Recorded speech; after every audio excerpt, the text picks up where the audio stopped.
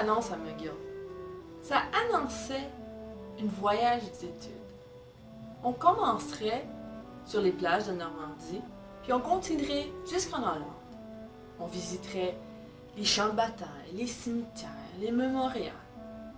Mais en Europe, spécifiquement à la baie d'Ardenne, j'ai compris que je participais pas à un voyage d'études, mais à un pèlerinage. On était un groupe de pèlerins très différents. On avait un sentier à suivre comme tel. Et c'est là que j'ai compris que c'était vraiment un pèlerinage. Nous avons entrepris notre pèlerinage à Beaumont-Hamel, un parc patrimonial canadien qui se trouve au cœur de la vallée de la Somme et qui commémore le Royal Newfoundland Regiment.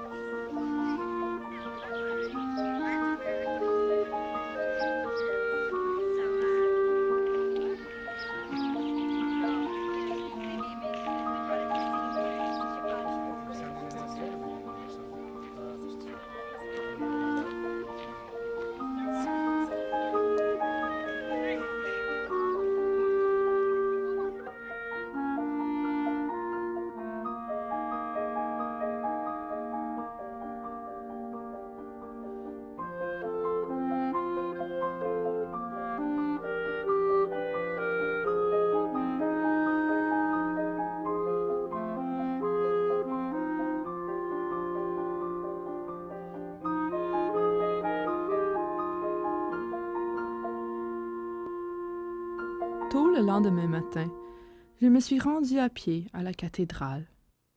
Les vitraux étaient resplendissants de lumière. J'ai allumé une lampion pour 5 francs et j'ai récité une prière pour les soldats inconnus dont j'avais vu les tombes hier à Beaumont-Hamel. En route vers Vimy, nous avons parlé de la signification de la Première Guerre mondiale pour ceux qui ont participé à la Seconde Guerre en 1939 et pour les personnes de notre génération. Nous avons appris à connaître les hommes et les femmes qui se sont portés volontaires pour libérer l'Europe. Il nous fallait réfléchir à ce que tout cela signifiait pour notre génération.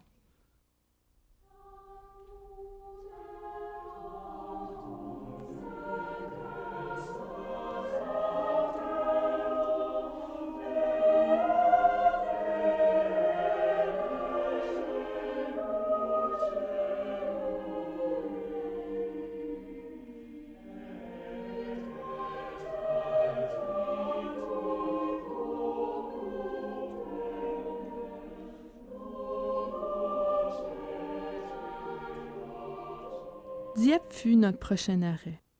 L'un de nos objectifs consistait à visiter tous les cimetières de guerre canadiens, mais aucun d'entre nous n'était préparé pour Dieppe. J'étais nerveuse. Le silence m'intimidait. Nous n'entendions que le chant des oiseaux et le vent soufflant dans les arbres. Les familles ont choisi avec soin les épitaphes dans les pierres tombales. Je n'ai pu retenir mes larmes en lisant l'inscription. Peut-être qu'un jour, nous comprendrons. Que dire de cette inscription qui m'était familière? Il était un très gentil et parfait chevalier. Cette phrase était un vers écrit par le poète Chaucer il y a 500 ans, repris ici pour perpétuer le souvenir d'un jeune homme disparu depuis maintenant 50 ans.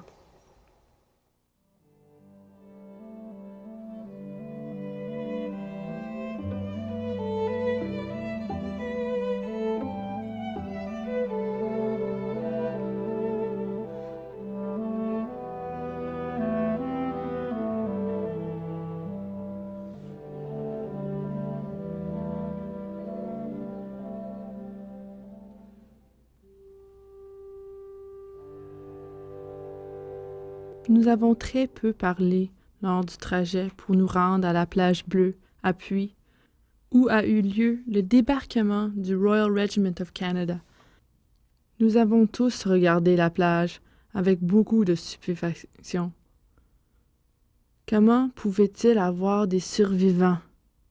Et comment le colonel Cato et ses hommes ont pu se rendre en haut de cette falaise? Certains hommes du groupe ont essayé de répondre à cette question et se sont aperçus que, même sans être la cible des tireurs, l'escalade constituait en elle-même un véritable défi. Le lendemain matin, nous nous sommes donné rendez-vous au monument commémoratif des fusiliers de Mont-Royal, situé au centre de la plage principale. En posant une question, Terry Kopp a amorcé une discussion qui allait durer toute la journée et qui portait sur le contexte des objectifs du raid. Et c'est Patrice Collin, une étudiante qui s'était renseignée sur Dieppe en vue du voyage, qui a répondu. Okay, but you instruct me, I'm a company commander, I'm going to come on the assault. What am I supposed to do? What's it about? Take your objective. What's my objective? Secure the. Well, it was secure the town to a certain extent. Go further, then set up a perimeter, especially the tanks, where you can defend that further pullback. But it was really to take, to a certain extent, either part of the town or the town itself.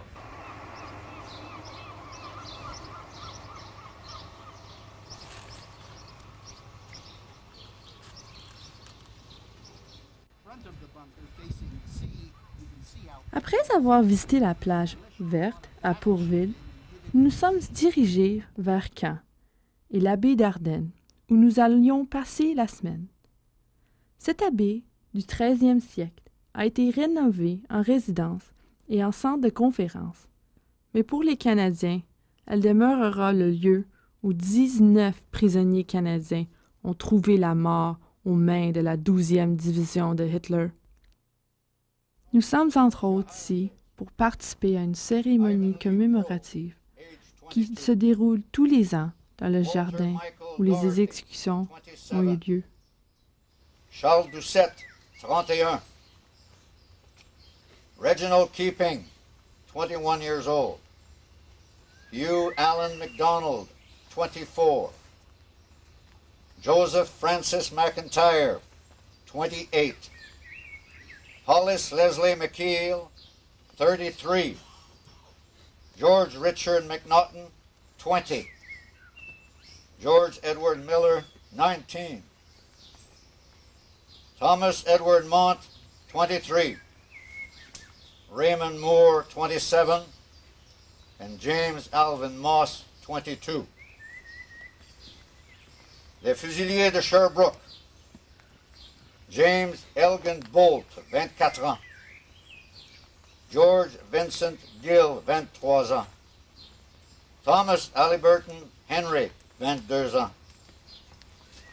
Roger Lockhead, 25 ans.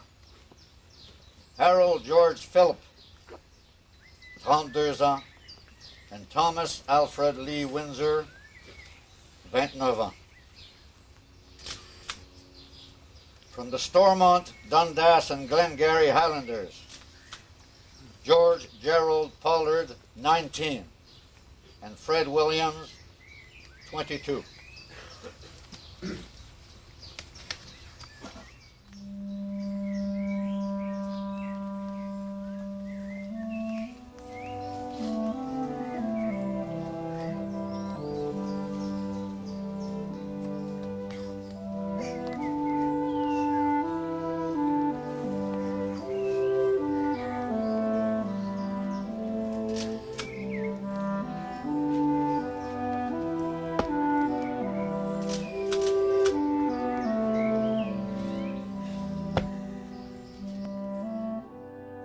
Aujourd'hui, nous avons parcouru les plages canadiennes du secteur Juno. Notre premier arrêt, la plage Mike Rouge, où les Royal Winnipeg Rifles ont débarqué. Dans leur journal de guerre du 6 juin, ils écrivent que le bombardement n'ayant pas réussi à tuer un seul Allemand ni à détruire un seul arme, les compagnies devaient donner l'assaut, ce qu'elles firent sans hésitation. À côté d'un des immenses blockhaus de béton, nous ne pouvions que nous émerveiller du courage des hommes. Nous nous sommes ensuite rendus à Bernières-sur-Mer, là où les Queen's Own Rifles ont débarqué. Ils avons essayé d'imaginer la course sur la plage pour prendre les blockhouses appelés nids de résistance. À Saint-Aubin-sur-Mer, le canon de 50 mm qui faisait partie des défenses est toujours intact. L'ouvrage longitudinal de choc et la ville ont la même apparence qu'en 1944. Les régiments North Shore et Fort Garry Horse ont débarqué ici, suivis des Royal Marine Commandos. Récapitulant toute l'information que j'avais eue au cours des derniers jours et essayant d'imaginer la scène, j'étais consterné. Il n'y a rien comme voir de ses yeux le lieu qu'on étudie. Notre visite du cimetière canadien à Benny-sur-Mer était prévue pour le lendemain matin. Je me sentais bien au début. Nous nous sommes dispersés dans le cimetière avec nos appareils de photo et nos drapeaux. Parcourant allée après allée, lisant nom après nom, je ne pouvais m'empêcher de pleurer. J'ai tourné la tête en direction des champs dorés et j'ai laissé couler mes larmes.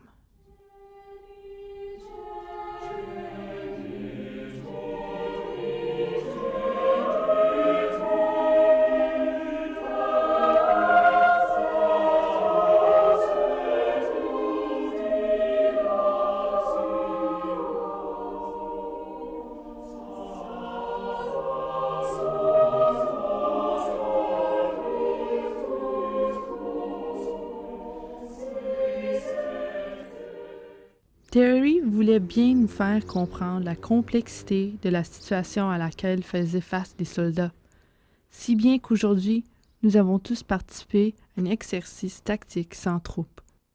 Nous avons été divisés en deux groupes, un avec le lieutenant-colonel Dave Patterson, qui jouait le rôle de conseiller, et l'autre avec le lieutenant-général Charles Belzile, le vice-président de notre fondation. Nous devions préparer un plan à partir de cartes et de photos aériennes et ensuite procéder à une reconnaissance détaillée du terrain. Le général Belzile, qui était dans notre sous-groupe, était vraiment une grande aide.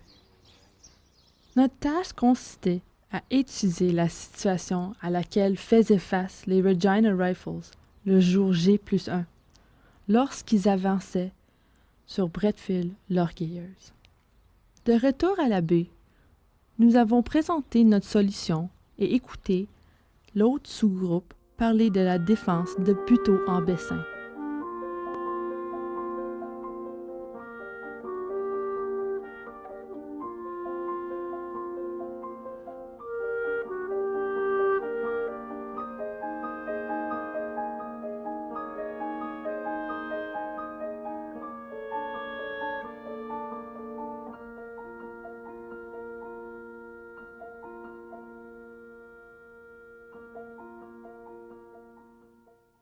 La Fondation canadienne de la bataille de Normandie a été créée par les anciens combattants qui craignaient que la participation du Canada à la guerre ne soit oubliée. Son premier projet a été d'aménager un jardin commémoratif sur le site du nouveau musée de Caen, le Mémorial.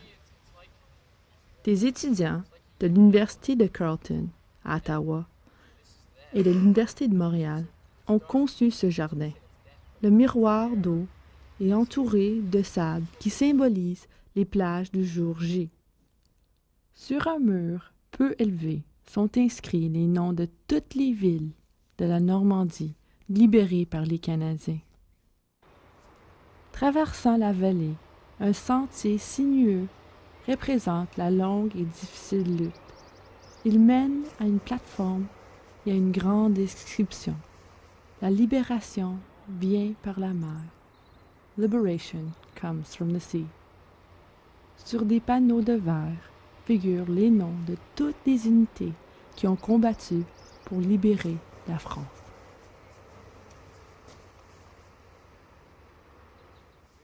libérés du joug nazi par les armées canadiennes et britanniques, et en particulier ceux qui sont morts.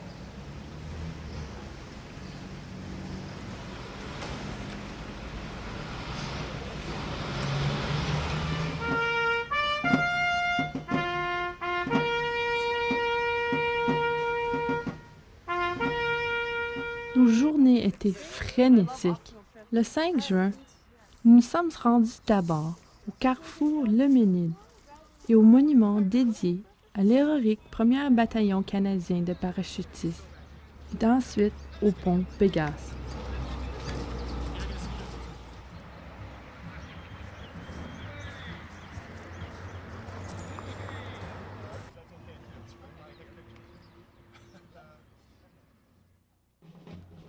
Nous avons assisté aux cérémonies locales soulignant le jour J à Saint-Aubin et à Bernières, où nos amis Walter et George des Queen's Own Rifles ont joué le dernier rappel.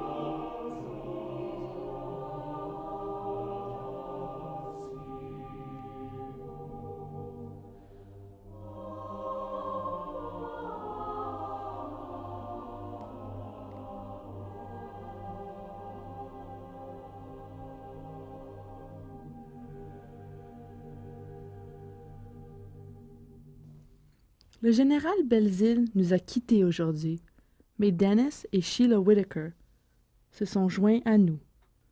Le brigadier Whitaker a remporté 2 médailles de l'Ordre du service distingué à Dieppe et dans la Rhénanie. Quel homme extraordinaire! Nous avons entrepris notre étude de la crête de Verrières dans le village capturé par le régiment du General Whitaker, le Royal Hamilton Light Infantry. Comme le général avait subi de blessures quelques jours avant la bataille, c'était donc sa première visite à Verrières. Du sommet de la côte 67, nous avions une vue incroyable du champ de bataille et pouvions imaginer le dilemme devant lequel se trouvaient les Canadiens.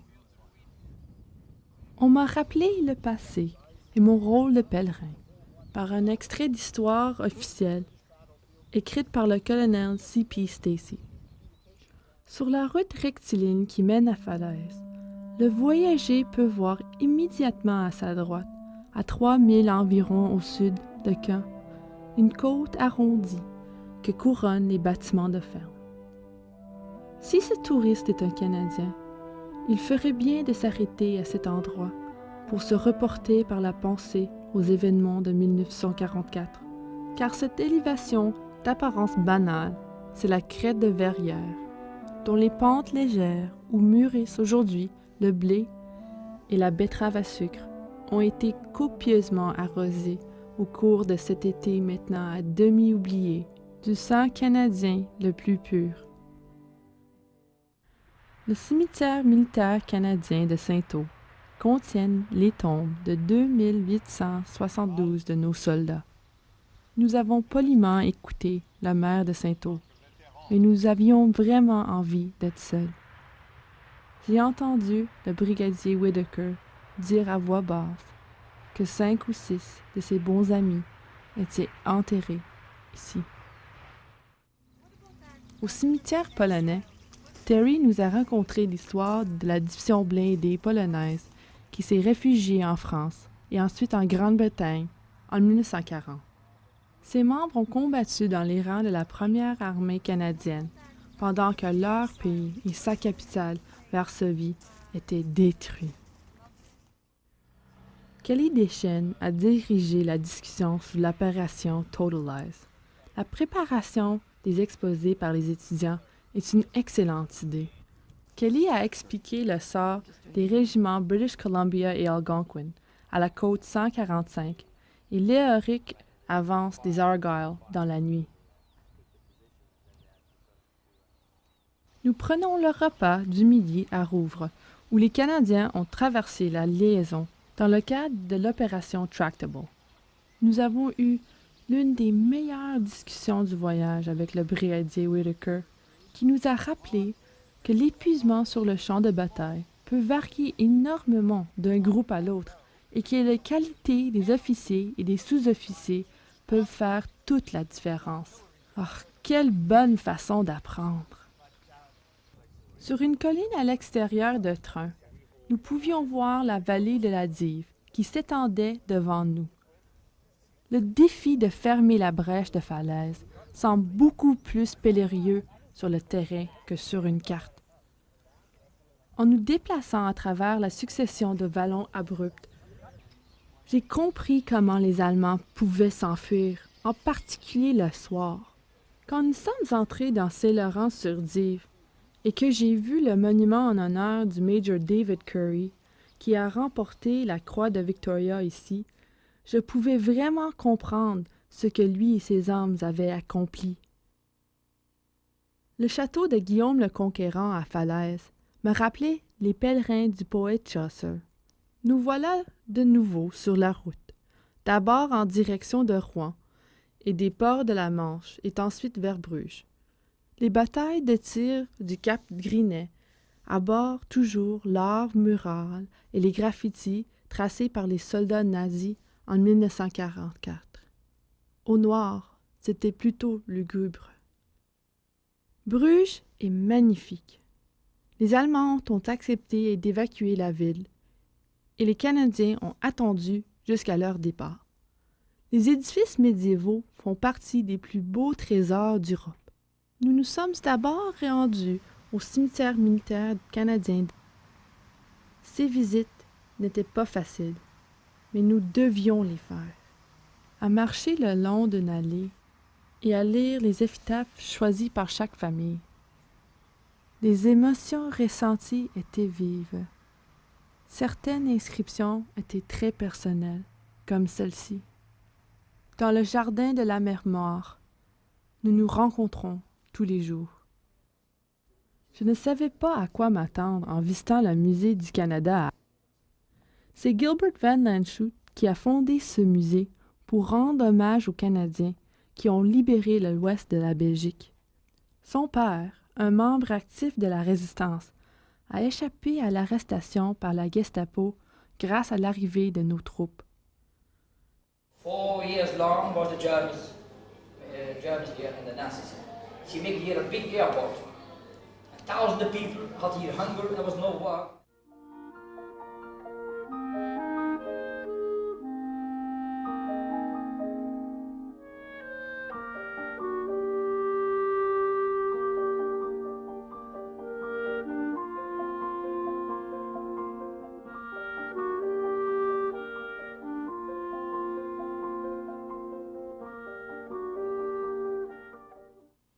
Après le musée, nous avons longé les rives du canal Léopold, grimpant sur un blockhouse afin de discuter du rôle de la 3e division dans la bataille pour libérer l'estuaire de l'Escaut. Les Britanniques, après le concours de membres de la résistance belge, ont capturé le port d'Anvers. Même si les Allemands occupaient les 2 rives du fleuve, l'île de Walcheren et la poche de Breskin. La 3e division, qui n'avait cessé de combattre depuis le jour J, a fait appel à la 7e brigade pour lancer une attaque de l'autre côté du canal, déviant ainsi l'attention des troupes de réserve ennemies, pendant que la 9e brigade utilisait les véhicules amphibes appelés Buffalo pour procéder à un débarquement surprise. Nous n'avons pas oublié les batailles de la 2e division à Wansdrecht et au canal de Walcheren. Malgré la pluie, nous avons bien vu Wansdrecht. Le brigadier Whitaker n'était plus avec notre groupe, mais c'est lui qui commandait les Rileys lorsqu'ils ont capturé ce village, et nous tenions à visiter cet endroit. Notre dernier arrêt, Nimègue. Après le petit déjeuner, nous nous sommes dirigés vers le cimetière Groesbeek. Groesbeek et les champs de bataille de la Rhénanie étaient le dernier arrêt de notre pèlerinage. Il avait plu la nuit précédente et tombait encore une petite bruine. Les branches des érables touchaient presque les tombes. Une inscription a retenu mon attention. Ton front est ceint de fleurons glorieux. Ta valeur protégera nos foyers et nos droits. Le moment de se quitter était venu. Nous avons pris notre dernier repas ensemble, sur un bateau ancré dans le fleuve, près du point de Nimègue, dessiné et peint par Alex Colville en 1945. Jeff nous a rappelé que Nimègue était un des lieux de départ pour les troupes canadiennes qui rentraient au pays après la victoire de 1945. La bouffe était délicieuse et les esprits plus joyeux. Allez.